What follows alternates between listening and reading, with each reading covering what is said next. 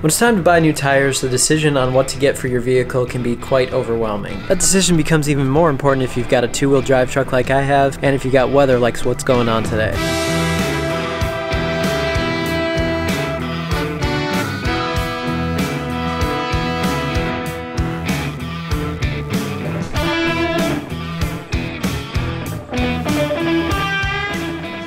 So this is a 1999 Chevy Silverado, and you might be thinking to yourself, why do I have a two-wheel drive vehicle in the middle of Iowa?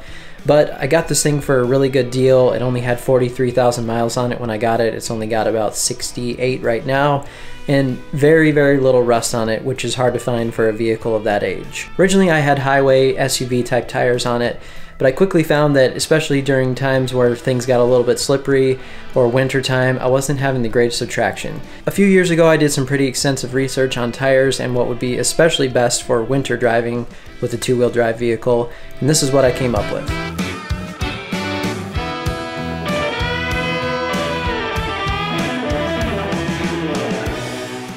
So these tires are made by General, and they are called the Grabber AT2s. So they're an all-terrain tire, have a lot of grip there if you take a close look at the tread pattern. One nice thing about them is that they also have a snow rating.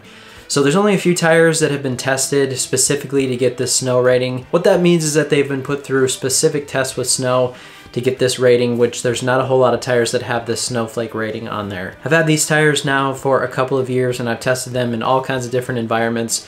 One thing that I wanted to make sure was that I had good winter traction since I had a two-wheel drive truck. So not only do I find them to be great on the highway during the summertime, but for having such an aggressive pattern, they really are not very loud at all compared to some aggressive tires that you would buy. Being pretty quiet, good on the highway, good in wet weather, good in winter weather, and I drive these things a lot out on gravel roads here around this area in Iowa as well.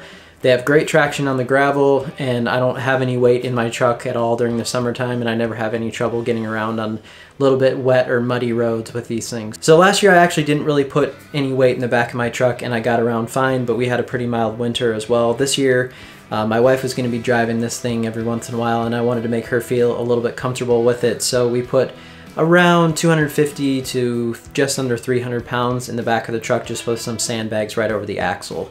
So not an extreme amount of weight, but I have felt that it's made it feel a little bit more planted. As long as you ease into the throttle when you're going away from a stop sign or stoplight or something, no problems there. I'm not having any problems with traction at all. So far I'd say the only thing that I found that I disliked about them was that with that aggressive pattern, you can have a little bit of rocks that fly up on gravel roads, a little bit more than a tire that has a little bit less aggressive pattern to them. But I decided I would much rather have the grip than worry about a few rocks here and there. When I first got them, they seemed to throw rocks a little bit more aggressively than they do now after about 15,000 miles that I have on them, I think now. I purchased these on Amazon actually and got free Prime shipping straight to my door. Pretty good deal, I would say, for tires and to not really pay any shipping costs there, and then I just had a local shop put them on for me. So I'll have a link to them down in the description below if you do want to check out your size and what they might cost and getting them delivered to your house. So thanks so much for watching this video today. We'll see you next time.